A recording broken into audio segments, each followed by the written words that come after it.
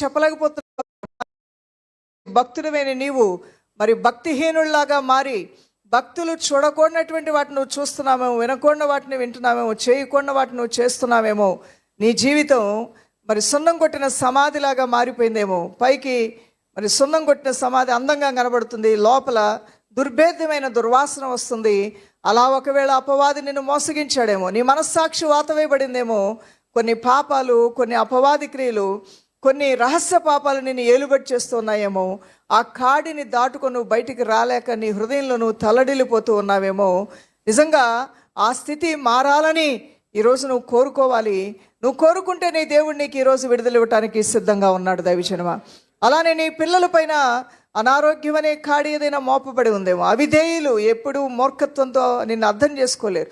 అలానే వారు చదువులో వెనకబడ్డారేమో, ఆరోగ్యపరంగా వెనకబడ్డారేమో, వారు ఏ విషయంలో అయినా సరే డిప్రెషన్కి లోనయ్యారేమో, డిసప్పాయింట్మెంట్కి లోనయ్యారేమో. వీటన్నిటి నుంచి కూడా ఒక్కొక్క విషయం నువ్వు ఇంట్లో చూస్తూ ఉంటే ఒక్కొక్క బరువు వాళ్ళ మీద మోపబడినట్లుగా నీకు కనబడుతూ ఉంది. అరే వాళ్ళ జీవితం అలా అయిపోయిందేంటి, వీళ్ళ జీవితం ఇలా అయిపోయిందేంటి, నా భర్త ఎందుకు ఇలా మారిపోయాడు, ఎందుకు ఈయన ఈ విధంగా ప్రవర్తిస్తున్నాడు, నీకు అర్థమవుతుందా, ఆయనకి చెప్పలేకపోతున్నావేమో.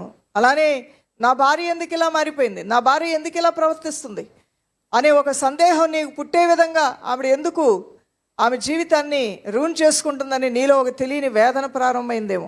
ఇవన్నీ ఎవరికి చెప్పుకోవాలి? నీ గుండెల్లో మోస్తున్నావు ఆ బరువుని, నీ భుజాల మీద మోస్తున్నావు ఆ బరువుని.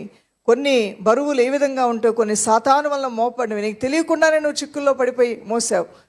సంసోనికి తనకి తెలియకుండానే తన మీద ఒక ట్రాప్లో పడిపోయాడు. ఆ ట్రాప్లోంచి బయటపడటానికి దేవుడు అవకాశం ఇచ్చినా సరే ఆ ట్రాప్ వైపే మత్తులో నడిచినట్లుగా నడుస్తూ వెళ్ళాడు. ఆ ట్రాప్లో పడిపోయిన తర్వాత కానీ అర్థం కాలేదు తాను ఎన్నుకున్న మార్గం మంచి మార్గం కాదని, తాను జీవించే